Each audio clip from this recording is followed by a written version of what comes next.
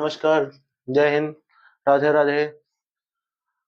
कैसे हैं आप सभी लोग? उम्मीद करते हैं आप सभी लोग स्वस्थ एवं मस्त होंगे। तो हम लोगों की क्लास चल रही थी हिंदी, हिंदी में हम लोग पढ़ रहे थे लिपि। हम लोगों ने उस दिन ब्राह्मी लिपि का मतलब ब्राह्मी लिपि को हम लोगों ने पढ़ लिया था। उसके बाद में हम लोग लिपि के बाद में हम लोग पढ़ते हैं ब्राह्मी लिपि जो है लिपियों की जननी कही जाती है। सभी लिपियाँ जिस तरह से हमने बताया था कि जिस तरह से हम लोगों बोलते हैं मतलब जिस तरह से हम लोग बोलते हैं तो बोलने में हम सुनते हैं, कोई चीज़ बोली तो हम लोग सुनते हैं तो उसको श्रव्य में देखा जाता है और जो लिपि है और लिपि हमारी दृश्य है, लिपि के बिना कोई अक्षर को हम लोग पढ़ नहीं सकते हैं। मतलब कैसे देखेंगे क्या लिखा है, क्या नहीं लिखा है तो इसी पे हम लोग चर्चा करने वाले हैं। तो हम लोग लिखते हैं, पहले है ब्राह्मी लिपि के बाद में हम लोग ब्राह्मी लिपि हम लोगों ने पढ़ लिया था, उसके बाद में लिखते हैं देवनागरी लिपि। देवनागरी लिपि। हम लोग लिखते हैं देवनागरी लिपि। देवनागरी देवनागरी लिपि हम लोग लिखते हैं। देवनागरी लिपि जो है यह कैसे लिखी जाती है तो यह लिखते हैं यह लिपि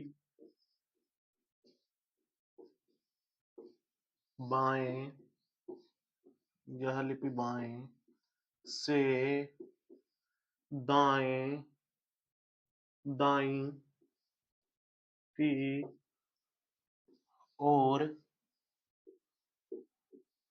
यह लिपि बाएं से दाएं की ओर लिखी जाती है।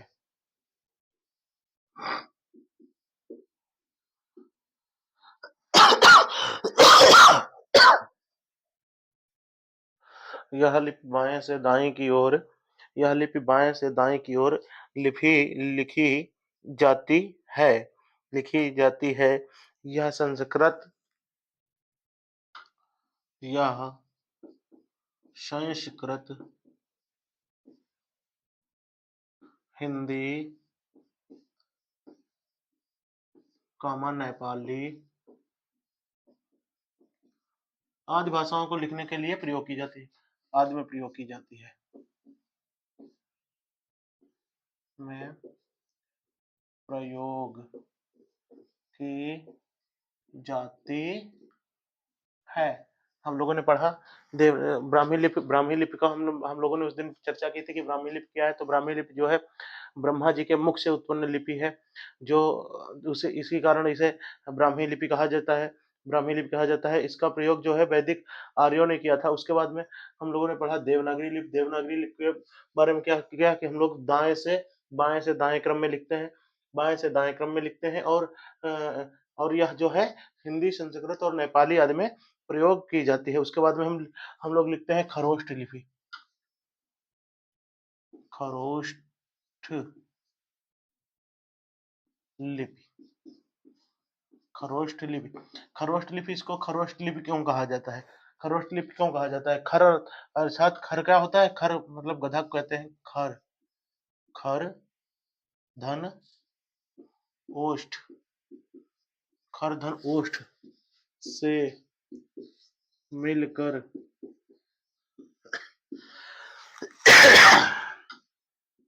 बनी लिपि को खरोष्ठ कहा जाता है। खरोष्ठ खर खर का अर्थ क्या होता है? का खर का अर्थ क्या होता है? तो खर का अर्थ होता है गधा। गधा। और ओष्ठ का अर्थ क्या होता है? तो ओष्ठ का अर्थ होता है ऊंट। गधे की ऊंट वाली लिपि को हम लोग क्या कहते हैं? तो गधे की ऊंट वाली लिपि को हम लोग क्या कहते हैं? खरोष्ठ लिपि कहते हैं। गधे की ऊंट वाली लिपि को हम लोग क्या कहते हैं? तो गधे की ऊंट वाली लिपि को हम लोग खरोष्ठ लिपि कहते हैं। इस लिपि की सबसे खास विशेषता क्या होता है? इस लिपि की एक विशेषता होती है, इस लिपि की अधिकांश मात्राएं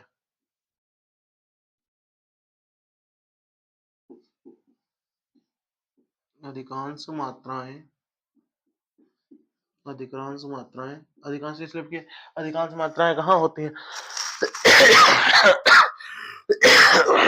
इस लिपि की अधिकांश मात्राएं जो होती हैं नीचे की ओर होती हैं।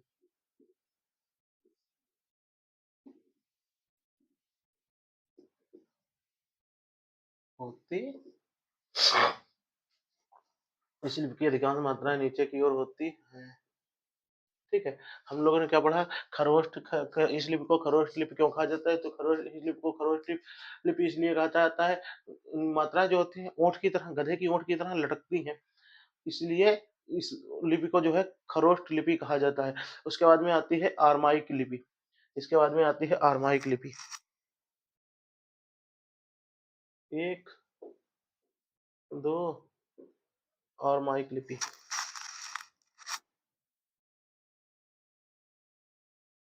आरमाइक लिपि, आरमाइकी लिपि। इस लिपि की क्या विशेषता होती है, इस आरमाइकी लिपि की विशेषता क्या होती है? आरमाइकी लिपि जो है अवधी भाषा,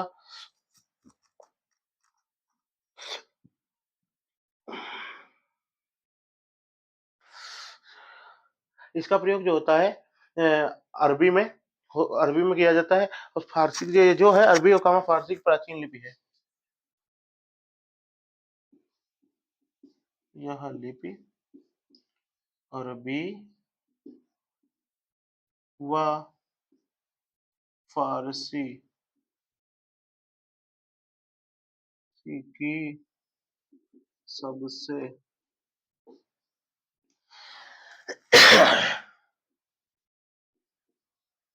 प्राचीन लिपि,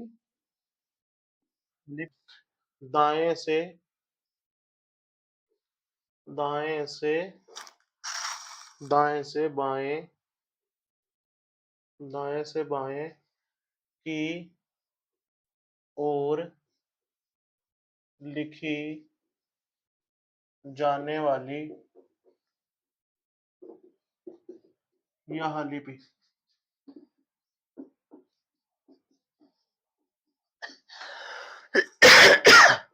अरब देशों में प्रचलित है।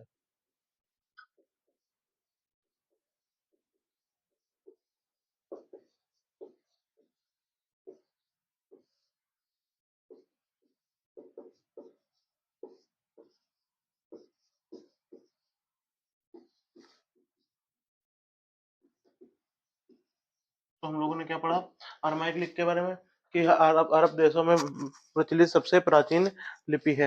हम लोग पढ़ते हैं, उसके बाद में हम लोग पढ़ते हैं रोम, ग्रीक व लैटिन भाषा की जननी कही जाने वाली यह लिपि बाएं से दाएं ओर लिखी जाती है। बाएं से दाएं को लिखी जाती है, जाती है। ग्रीक और रोमन की, ग्रीक और लैटिन भाषा की लिपियां बाएं से दाएं क्रम में लिखी जाती है। यह जो लिपि है अंग्रेजी, फ्रेंच, इटालियन, इटालियन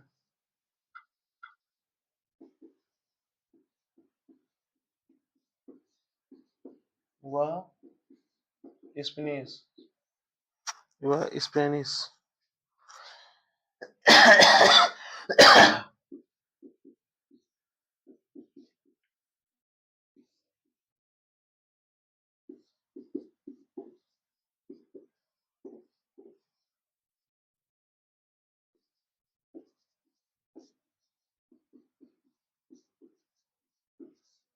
कही जाती है। हम लोग इसके बारे में बात करते हैं।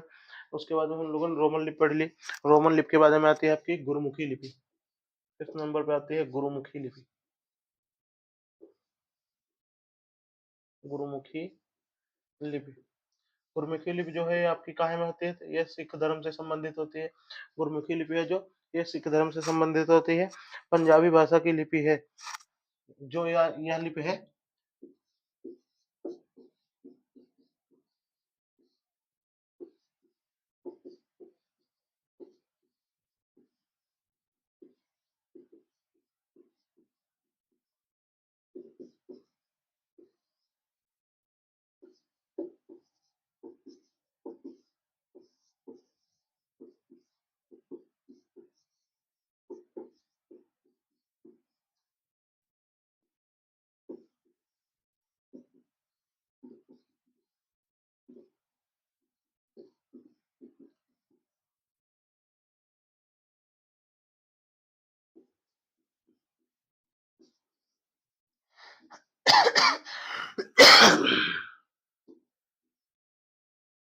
इसकी क्या विशेषता है, तो इसमें सबसे ज्यादा मात्राएं होती हैं। इस लिपि में क्या होते हैं, तो सबसे ज्यादा मात्राएं होती है। उसके बाद में ब्रेल लिपि है, ब्रेल लिपि।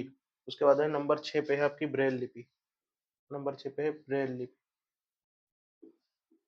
ब्रेल लिपि। इस लिपि का प्रतिपादन किसने किया था, तो इस लिपि का प्रतिपादन लुईस ब्रेल ने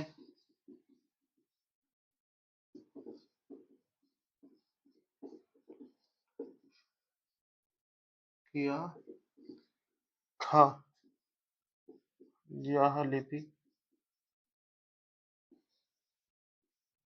अंधों की लिपि कही जाती है।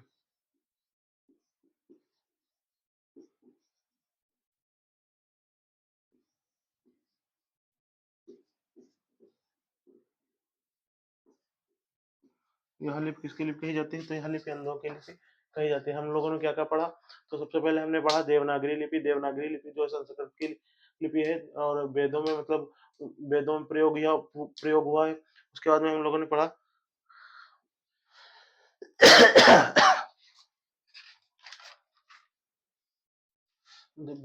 इसके बाद में हमने पढ़ा देवनागरी लिपि के बाद में हमने पढ़ा देवनागरी लिपि के बाद में हमने पढ़ा खरोष्ट लिपि। खरोष्ट लिपि, खरोष्ट लिपि में क्या पढ़ा, तो खरोष्ट लिपि को खरोष्ट लिपि क्यों कहा जाता है, क्योंकि इसकी मात्राएं ज्यादातर मात्राएं जो है नीचे की ओर लगती हैं। और ये जो है मतलब खर मतलब अर्थात खर, गधा और होस्ट, गधे की ओट के आकार के जैसे मतलब ज्यादातर मात्राएं गधे की ओट के जैसी लगी होती हैं, इसलिए इसको खरोष्ट लिपि कहा गया है। उसके बाद में हम लोगों ने पढ़ा अरमाइकी लिपि। उसके बाद में हमने पढ़ा अरमाइकी लिपि।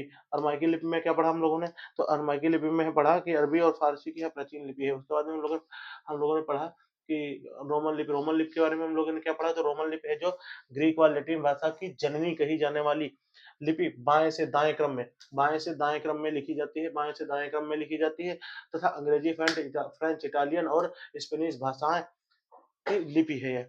उसके बाद हम लोगों ने पढ़ा क्या पढ़ा, तो हम लोगों ने पढ़ा गुरमुखी लिपि। गुरमुखी लिपि क्या है, यह यह लिपि यह लिपि सिख धर्म से संबंधित है। गुरमुखी लिपि जो है सिख धर्म से संबंधित है। पंजाबी भाषा की लिपि है। इसमें सबसे अधिक मात्राएं होती हैं। इसमें क्या होता है, सबसे अधिक मात्राएं होती है, इसमें सबसे अधिक मात्राएं नहीं लिखे, इसमें सबसे अधिक मात्राएं होती हैं। उसके बाद में हम लोगों ने पढ़ा क्या पढ़ा कि ब्रेल लिपि। ब्रेल लिपि क्या है, ब्रेल लिपि, इस लिपि का प्रतिपादन लुईस ब्रेल ने किया था। इस लिपि का प्रतिपादन किसने किया था, इस लिपि का प्रतिपादन लुईस ब्रेल ने किया था। और लुईस ब्रेल ने किस किस लिए किया था, लुईस ब्रेल ने अंधों की लिपि को कहा जाता है। इसमें देखा होगा कि एक बुक होती है, बुक हमने हमने देखी है, तो उसमें छिद्र ऐसे होते हैं, उसमें सब लिखा होता है, ऐसे पहले लिखा होता है, कई तरह से हमने देखा है। और उसके बाद में फिर अक्षर, मोटे मोटे भी अक्षर लिखे होते हैं, मोटे मोटे अक्षर लिखे होते हैं, जैसे वो एक ये पेज है, उसके बाद में ये हम लोग पढ़ते हैं तो मोटी मोटी धारियां होती हैं, उसके बाद में धीरे धीरे कर क्या रहता है, तो ब्रेल लिपि होती है आपकी। ब्रेल लिपि जो है, ब्रेल लिपि, इसका प्रतिपादन किसने, लुईस ब्रेल ने किया था। यह लिपि अंधों की लिपि के नाम से जानी जाती है। ठीक है, तो उम्मीद करते हैं आपको वीडियो बहुत पसंद आया होगा। और जुड़ना ना भूलें हमसे, रोज सुबह 11 बजे। हम आपके लिए, आप लोगों के लिए एक विशेष तोहफा लेकर आने वाले हैं, जो आपके एसएससी जीडी और उत्तर प्रदेश पुलिस एग्जाम के लिए बहुत ही लाभप्रद होगा। और इससे पहले आप लोगों को बता दें कि आपकी स्टैटिक जीके जो दिल्ली पुलिस के लिए बहुत ही लाभप्रद होगी। स्टैटिक जीके की चैप्टर वाइज क्लासेस मैं लेने जा रहा हूँ। और पीवाईक्यू सीरीज, एक पीवाईक्यू सीरीज होगी एसएससी जीडी के लिए, जिसमें पूरे पीवाईक्यू एसएससी जीडी के पिछले शायद 52 शिफ्ट में हुए थे, जितने शिफ्ट में हुए 52-54 शिफ्ट में, तो एसएससी जीडी के पिछले वर्ष 2025 के सभी एग्जाम मतलब सभी पीवाईक्यूज मैं करवाऊंगा। और बाकी एक्सपेक्टेड और